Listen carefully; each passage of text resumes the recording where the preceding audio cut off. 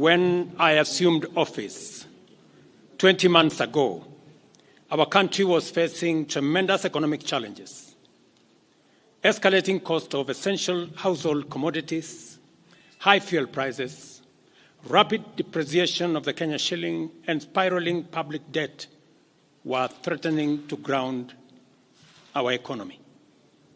My administration has worked hard and consistently so that today the prices of essential commodities like unga have dropped from 240 shillings for a 2-kilogram packet to Kenya shillings 100, majorly attributed to our fertilizer subsidy program, the resilience of our farmers, and good rains that were given to us by God. During the period, we reduced the price of fertilizer also from 7,500 to 2,500. Petrol prices have come down from a high of 217 to now 187 a litre. The shilling has strengthened against the dollar from a high of 165 to now 127, 128. We have made significant progress in pulling the nation back from the brink of debt distress. Our debt situation is better managed, and our budget now has space for investment and in programs aimed at easing the hardship on vulnerable people and creating opportunities for our young people. Our GDP grew by 5.6% last year, ranking Kenya among the 27 fastest growing economies in the world. Our inflation figures have fallen from a high of 9 and 8 in May last year to 5% in April this year. It is instructive for the nation to know that for every 100 shillings we collect as taxes, we spend 61 shillings in debt service. We have paid Kenya's Eurobond debt that was borrowed in 2014 of $2 billion that has been hanging around our neck. We paid the last installment of $500 million last week. Today, Kenya's debt burden is much less, more sustainable, and we are on course to redeem our country from the discomfort of debt and assert our sovereignty. Early this year, Treasury had proposed a budget of 4.18 trillion. I did direct that it be reduced by 200 billion to come down to 3.99 trillion. The Finance Bill 2024, generated to actualize this budget, underwent public participation, which resulted to concessions by which we agreed to drop proposals on VAT on bread, motor vehicle circulation tax, VAT on locally manufactured diapers and sanitary pads, as well as excise duty on money transfer services, among others. The additional tax measures we had proposed in this year's finance bill were to raise money in the tune of 346 billion. When the concessions were made, subsequent to public participation that was undertaken by Parliament, that came down to 200 billion. I had made this proposal taking into account our situation and the priorities that are there. I want to thank the members of Parliament seated behind me and those who voted yes for identifying the priority areas of our nation. Because when I made the proposals to Parliament with my cabinet, we had certain critical priorities for the nation. Number one is our agriculture. We did make recommendation, and part of the money we were going to raise from the finance bill was 10 billion shillings that will go to fertilizer subsidy, 18 billion shillings that would go to making sure that junior secondary school teachers, 46,000 of them would be confirmed on permanent and pensionable basis. We are very clear in our minds that education, being the greatest equalizer, no child in Kenya should go to a school where there is no teacher or where there are no adequate teachers. It is because of that reason that in this finance bill also, we had committed to hire an extra 20,000 teachers. We also had envisioned, because of the program of last mile connectivity to homes, especially in rural areas, we had committed 14.5 billion shillings, 50 million for every constituency for the last mile connectivity. Because we realize that there are many people who today cannot go to hospital because they cannot afford, because they have no health insurance. We had committed 6 billion shillings to operationalize our universal health coverage plan that would make it possible for every citizen to have a health insurance, those who cannot afford to be paid for by the government of Kenya, and to also operationalize the chronic illness fund that would make it possible for those who suffer from cancer, diabetes, hypertension, to be able to go to hospital, be treated, and go home without being asked for any money. We also had planned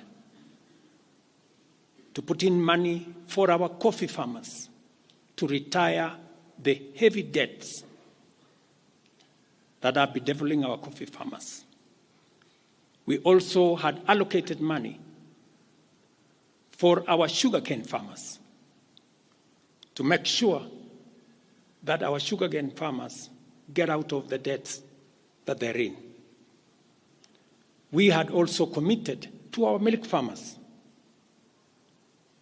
2 billion shillings to make sure that every farmer is paid a minimum of 50 shillings per litre, to make sure that these farmers, very hard-working citizens of our nation, get a fair return for their hard work and for feeding our nation. And that is why I commend these members of parliament for agreeing with us that all the priority areas I have mentioned were the right priorities to be funded. And by so doing, they supported the proposal to incorporate also the views of the people. These members of parliament came back to us after they went to listen to the people of Kenya. And they came back and reduced the budget on their own by 146 billion shillings. Notwithstanding all these concessions, it has become evident that members of the public still insist on the need for us to make more concessions. And because I run a government, but I also lead people, and the people have spoken,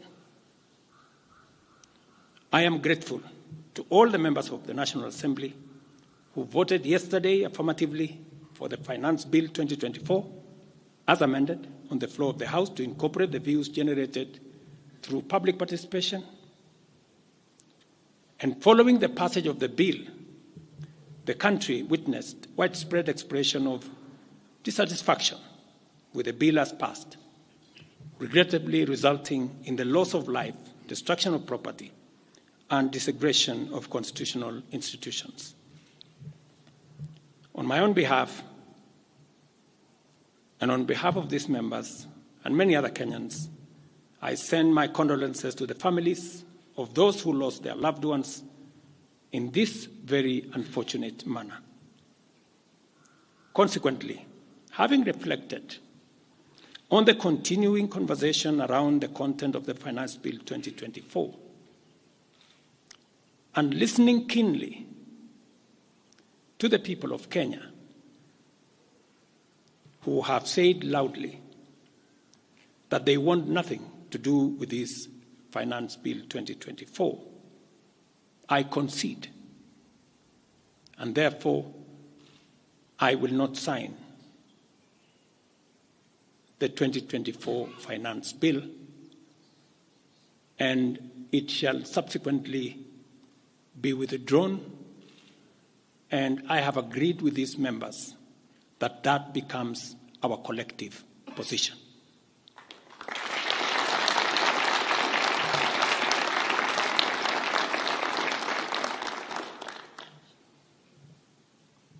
Accordingly, there is need for us as a nation to pick up from here and go into the future. And I am therefore proposing that because we have gotten rid of the Finance Bill 2024, it is necessary for us to have a conversation as a nation going forward. How do we manage the affairs of the country together? How do we manage our debt situation together? How do we work on the budget with the deficits that now exist together? And as I committed last Sunday, I will be proposing an engagement with the young people of our nation, our sons and daughters, for us to listen to them. As I said on Sunday, listen to their views, listen to their proposals, their ideas, their concerns, and what they think we should do better as we go forward. I am also recommending a multi-sectoral, bipartisan, multi-stakeholder engagement from civil society, religious organizations, professional bodies, for us as a nation to speak to the future of our country, again, together. And this will be on matters that are contained in the bill and matters that the people of Kenya have canvassed in the conversation that has been going on. In this regard as well, I am directing for immediate further austerity measures to reduce expenditure, starting with the Office of the President, the entire presidency, and extending to the entire executive arm of government.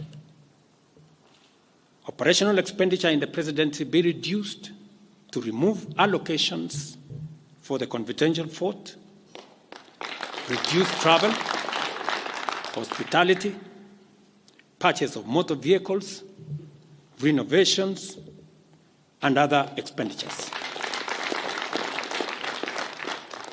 This will cover the entire presidency and also the executive arm of government.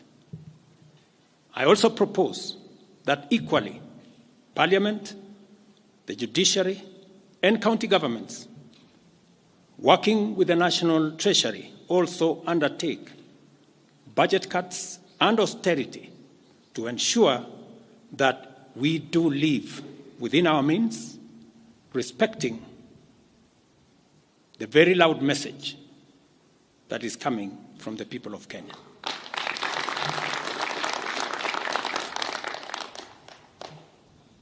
And let me confirm that I have discussed with many stakeholders. I will be meeting some of them shortly after this meeting on charting a way forward that makes sure that we carry the whole nation in this very important journey as we go into the future as a country. Let me also confirm that as we deal with austerity, the loud message on dealing firmly, decisively, and expeditiously with corruption is a matter that we have discussed and we have agreed that it will take the front banner as we go into the future. We will continue to do this and carry out this very important conversation. And I want to remind us that we should proceed within the foundational principles upon which our nation is founded, namely constitutionalism, adherence to the rule of law, and respect for constitutional institutions. We must continue to operate within the parameters of the law. I thank you.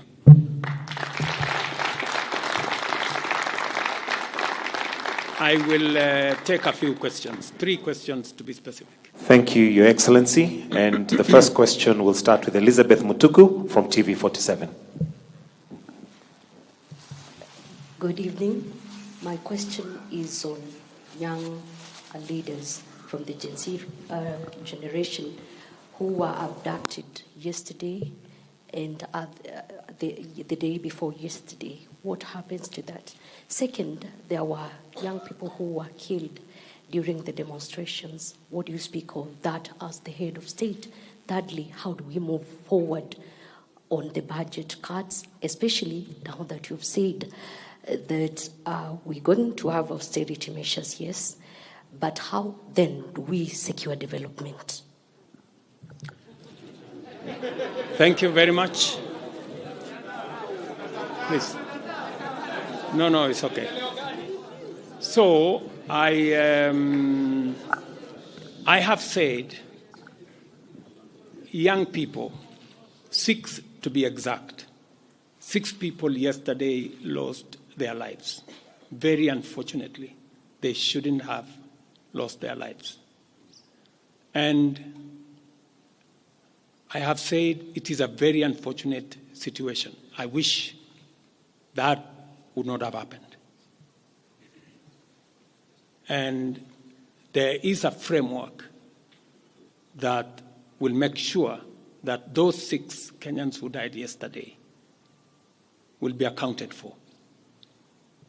Number 2, I did promise the country that there will be no extrajudicial killings going forward. And ever since I came into office, there is not one incident of extrajudicial killing. What you said about abduction are statements that were attributed to some of our civil society groups But all the people they mentioned have since been found in police custody, and those that were already processed were already released.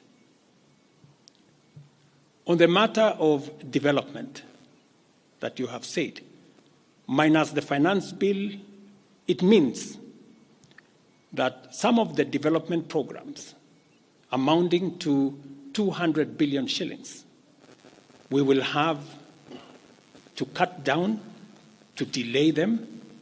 They will have to wait, some of them, for next year. We will try it again.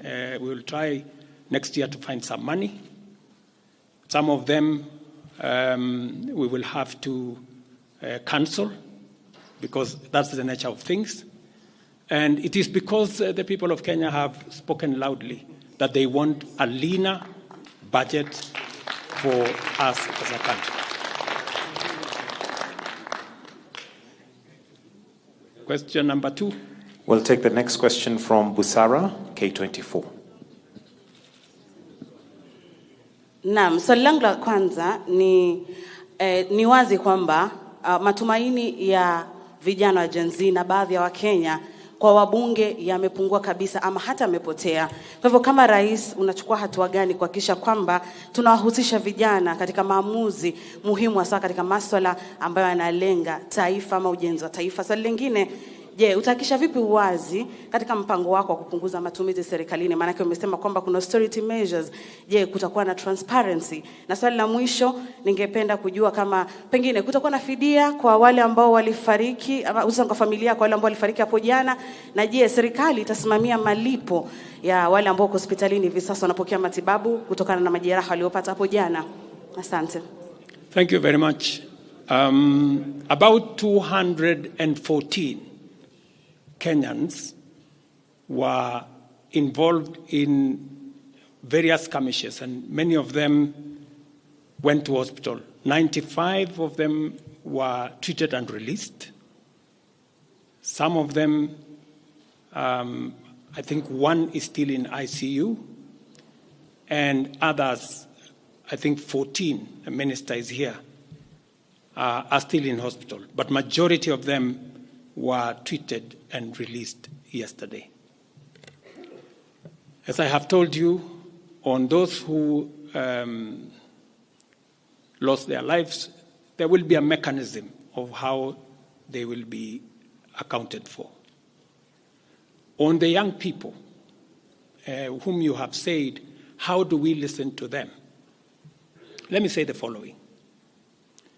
Number one, I did make a very clear, determined program to create opportunities for young people to work.